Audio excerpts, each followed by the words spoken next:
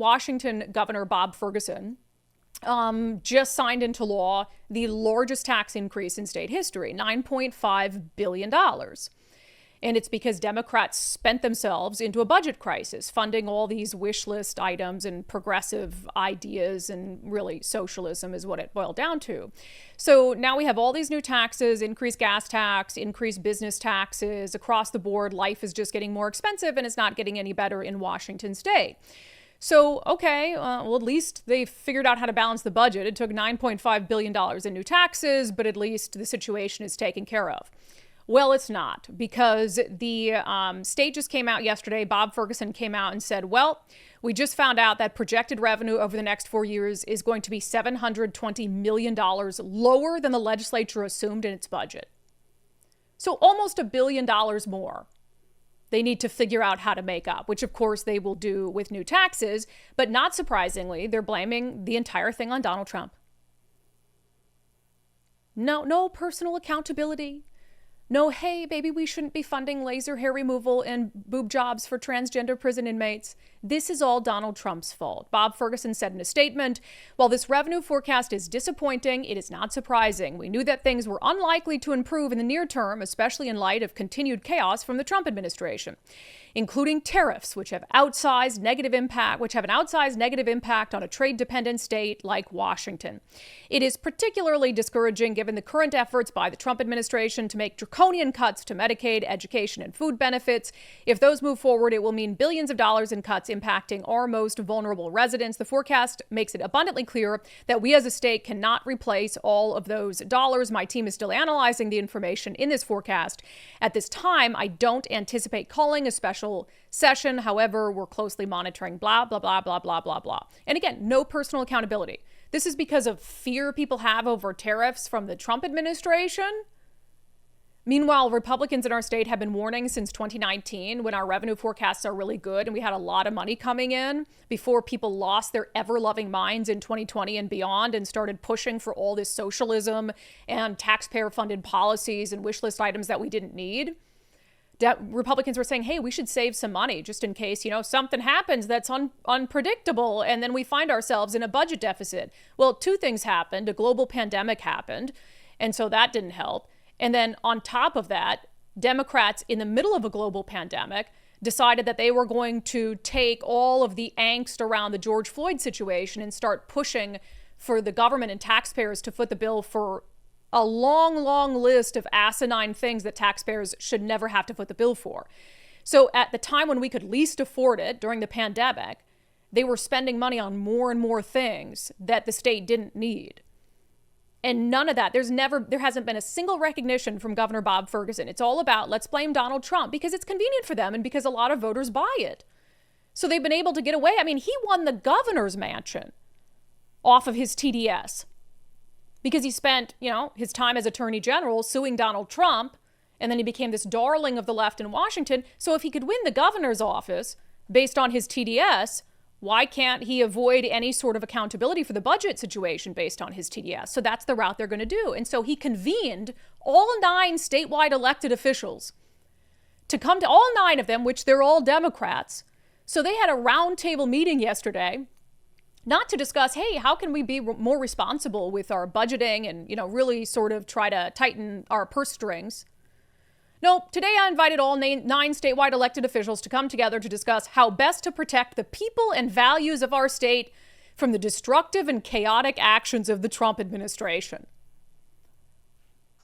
And I have a problem with that first sentence on its face. I know this is the case. I know that all 9 of our state elected leaders only represent people who vote for them. I get that. How to protect people and values of our state from the destructive and chaotic actions of the Trump administration. I voted for Donald Trump. I don't find his actions destructive or chaotic.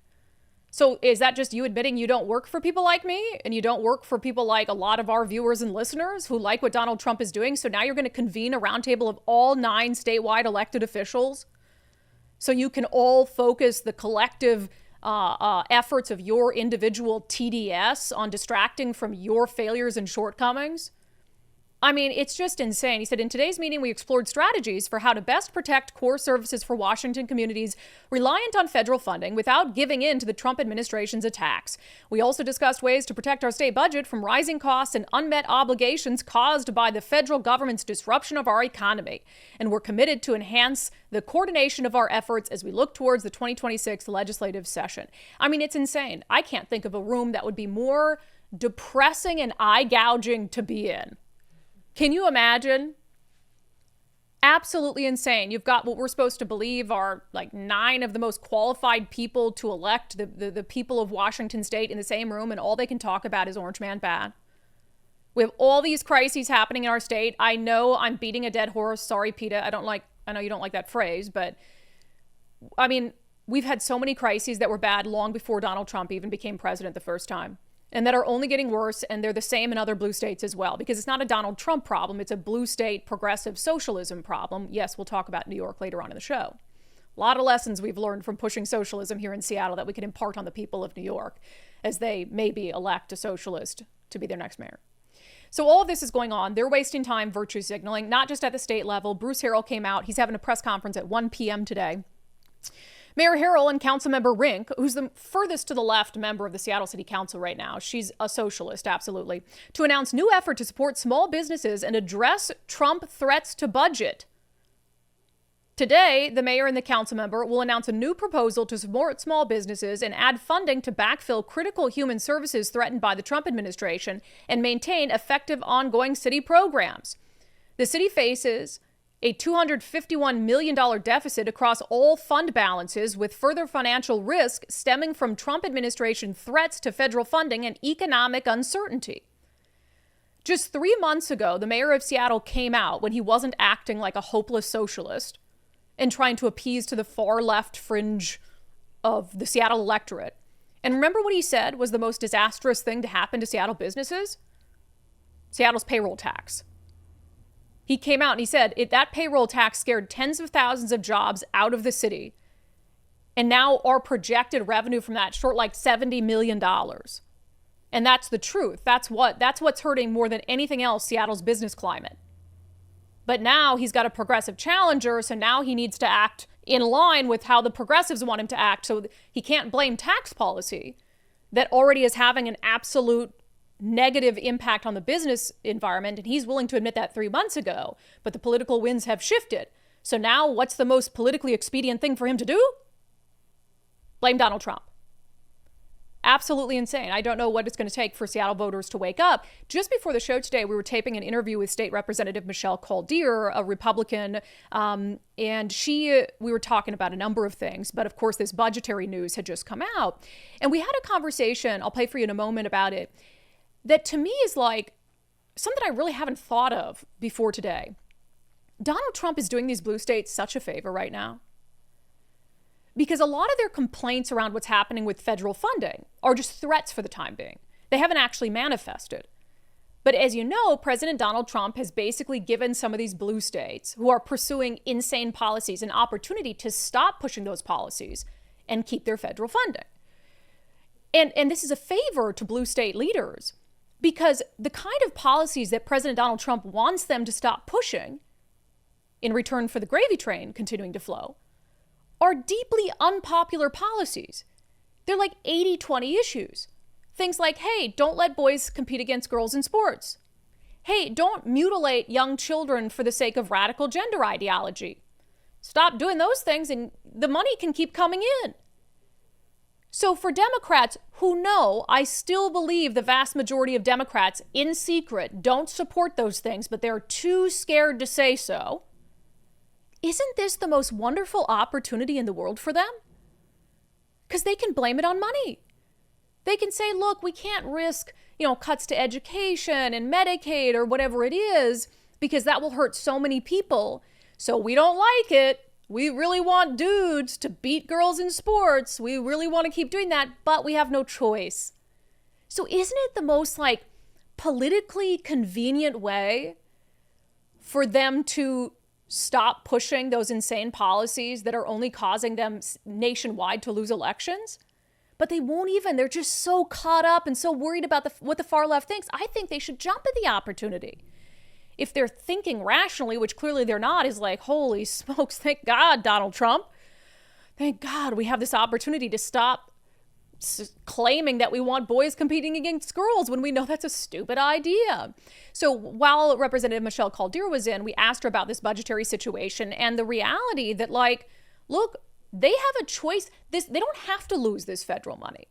They're making a decision to lose this federal money by digging their heels in on very far left fringe ideas.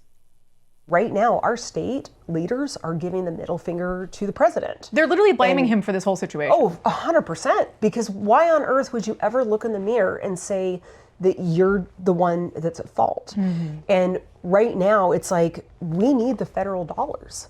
Yeah. If we lose our Medicaid dollars, I don't know what we're going to do. Mm-hmm. And I don't know if that is a purposeful thing to pave the way for a state income tax. I have no idea what on earth that they're thinking, because if it was me, I would be trying to work behind the scenes and saying, hey, we've had our differences in the past. Let's figure out what we can do, because we are a unique state and we have unique ideologies in our state, and but at the same time, we want to preserve as much money as possible. Well, I think what frustrates me, and this is not your characterization, so you're free to disagree, but this whole cutting off our nose to spite our face, to me, maybe it would be different if, like, we were looking at the fundamental things that were totally unreasonable from the administration to demand of the state, but like things like, hey, you can't let boys compete against girls. Yeah. You can't, I'm going to say it, mutilate young children by cutting off their breasts because they think they're a different gender. So, like, to me, those are like 80-20 issues that for some reason our state is willing to, like, drive us into economic turmoil to continue to do these uber unpopular, like, push a leftist agenda. So, I mean, that's what really bothers me, is like, you could easily stop doing these things, but out of spite for President Trump, you're not willing to. Well, and then I look at, like, the election piece, right? Like, to say that you have to be a U.S. citizen in order to vote, right? Or that you have to show proof of it, right? You already have to be a U.S. citizen, but this idea that taking the extraordinary step of actually having to show that you are is horrible. In our state, we have to have a driver's license, but you don't have to be a citizen to get a driver's license, right? Yep. So there's always that workaround. And so it's those pieces where I'm just like, okay, why would we not just agree so that we're not losing out on this money? Yeah. And saying, hey, because there's many times where I've lost on an issue because I'm outnumbered, right? They're going to lose with the federal government. Right. And why not just say, okay, we may have to disagree, but at the end of the day, we want to get as much money as possible, and maybe we don't accept certain dollars, but we'll try to keep as much as we can. Yeah. Right? Yeah, especially on those ideological, just non-winners for them. Politically, it's not even a winner for them. And I think once you and it's a good excuse to me. It's like, you should be so thankful for President Donald Trump for giving you an out on the boys and girls sports things. Like, we really believe in it, but we're going to lose federal money, so I guess we can't let the boys compete against girls. It's like, you should be thanking him for giving you the easiest out in the world. Yeah, no, but they're cowards, and they're worried about this far left fringe minority by a lot that will do what they've done to us and come and protest us and call us transphobes and say, you're killing trans kids, or whatever it is. But they're going to feel so good. Bobby, Ferguson, Mr. Governor. It is going to feel so good for you guys just to give that stuff up. And you can, like, by all means, virtue signal about it. By all means, 100%. Come out, say, Donald Trump has left us with no choice. We're disappointed. We think this is hateful, but we can't do anything about it. We have no money. If we lose this, if we lose the federal funding, we'll lose X, Y, Z. And we can't do anything about it. So, Donald Trump, you're a horrible human being. Virtue signal all you want. But you're going to feel so good when it's done. You're going to feel so good that you no longer have to trot yourself out there and defend allowing biological boys to compete against girls and defend entities that cut breasts and genitals off little kids as young as 14, 15, 16, 17 years old in the name of radical gender ideology because they went to school one day in a school district like Olympia and their teacher taught them that they might be a boy, not a girl. You're going to feel so good when it's done. And then you can move on to other things. There's still plenty of stuff to be angry with Trump about. You can still keep your TDS. You just won't bankrupt the state of Washington in the process. And you can proactively do away with some of these insane policies that I promise you history is not going to be kind on. You want to be on this side of history. Just get it done now. You have political cover to do it. And this is going to happen. It's going to happen soon because just right now in California, it says California found, and I don't know why they're ignoring Washington again, but CBS 42, California found in violation of Title IX in clash with Trump officials over transgender athletes. So already they're putting the screws to California. The federal education department announced the finding Wednesday and proposed a resolution that would require California to bar transgender women from women's sports and strip transgender athletes of records, titles, and awards. It's the latest escalation in the Republican administration's efforts to bar transgender athletes from women's sports teams nationwide. If California rejects the proposal, the education department could move to terminate the state's federal education funding. Under federal guidelines, California's Education Office and the Sports Federation have 10 days to come into compliance or risk enforcement action. So I've been saying for a couple months now, when is the Trump administration going to drop the hammer? Well, they're dropping the hammer. Not on us yet. Hoping soon. But on California. So that should be the final wake-up call for officials in other blue states that haven't given in yet. Because here you're saying we're already an additional $1 billion shorter than we even thought we were, with no really means of rectifying it beyond increasing taxes even further after you just signed the largest tax increase in state history into law. The taxes that you signed into law are actually going to hurt our economy even further because businesses are going to pack up and leave, and then they're not going to be paying any taxes in the state. So they're not going to be paying the increased B&O tax or any of that, capital gains, none of that, because they're just going to leave. So then in a year, 2 years, 3 years, 4 years, when you start to see the implications of all the business taxes that you passed this time around, you're going to have to come back for even more money. So you're going to need the federal money. You can't afford to lose it. It's just insane that they're willing, it seems, right now to lose that money over something like dudes playing against girls. Absolutely insane. I promise you, some sane Democrat has to be the one in Washington state. I don't know who it's going to be. I have a few in mind that I think feel this way. And they have to come out and say, we're not losing billions in federal funds over allowing 1, 2, or 3 boys to compete in girls' sports. We're not going to do it. That's insane. Enough is enough. And as soon as the first one says it, it's going to feel so good. And then other people are going to say it too. Who will that first one be? I promise you. Because history is not going to be kind, right? And I'm like taking names. Because what I don't want is in 3 years when we've totally abandoned this radical gender ideology as a nation, I don't want them to be rewriting history like, oh, I never stood for that. I never believed in that. No, we're taking names. We're going to keep records. But if you're the first Democrat to come and say, this is not a good idea, I'll take your name off the list. I'll take it off the list right now. And I'll celebrate you and your bravery, and it'll be amazing. So speaking of Washington State's business environment, this is crazy. And this is how you know. And it goes beyond Washington State. Oregon, California, New York, crazy blue states. This is happening there as well. This is how you know that they're never going to be willing to look in the mirror. They are never going to be willing, as long as they have the massive majorities that they have right now, and as long as voters in the media are acquiescing. Because why would we take responsibility for this stuff? Because we've never taken responsibility up until this point, and we keep getting reelected. Our majorities keep growing. And the media's not calling us out on it. So what motivation truly do they have? What motivation do they have? Not to just continue to tell lies, gaslight us, blame Donald Trump. Because why would you take accountability for something if there's no reason to? But this is just proof of, I don't know, maybe they believe it themselves. Maybe they don't know they're actually spinning this lie to people and they actually genuinely believe that they're doing a good job and it is Donald Trump's fault. That would be even scarier.